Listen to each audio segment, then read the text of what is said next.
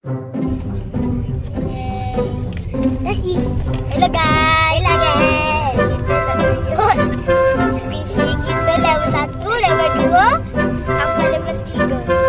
Ni yang pertama, nombor 1. Ni nombor 2.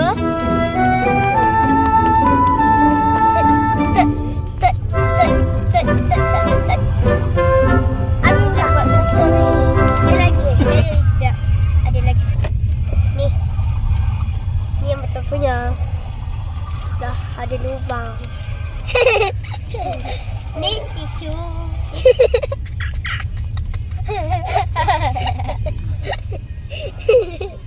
Nama siapa dah?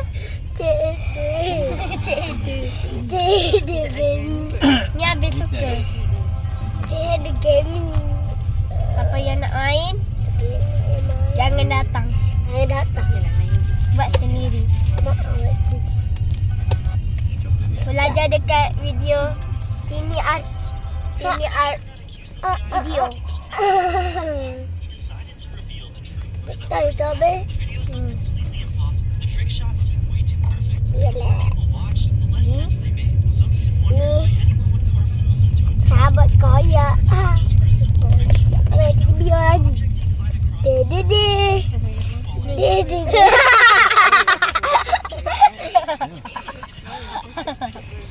Ni.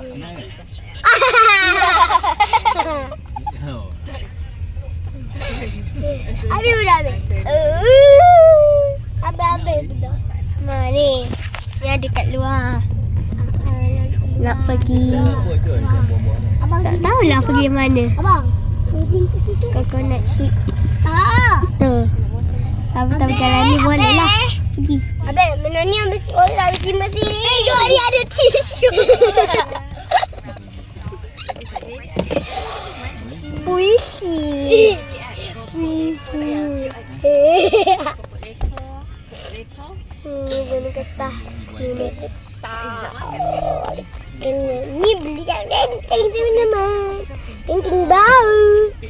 Tenteng ada taman kat Tenteng. Banyak sangat taman. Ada bola. Kan? Ada bola. Bola yang kecil-kecil tu. Ada bola kecil, ada bola besar.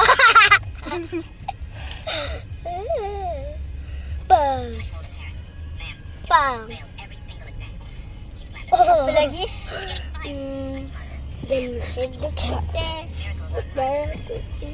Ada apa-apa dah. Bye-bye. Salam. Ada lagi? Apa? Ini ada lagi. Oh, ni. Guys, lubang guys.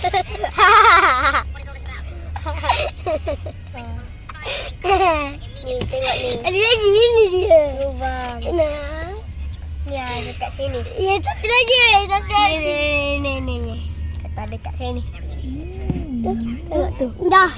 Nak habis? Lagi. Ada lagi. Bye-bye. Ni lagi. Ni dah. Kan? Yang ni. Yang ni. Yang ni pula.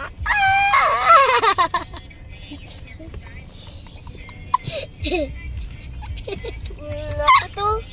Kita ada juga mainan cincin apa? Cincin keyboard. Bye-bye. Tapi kat rumah kan? 1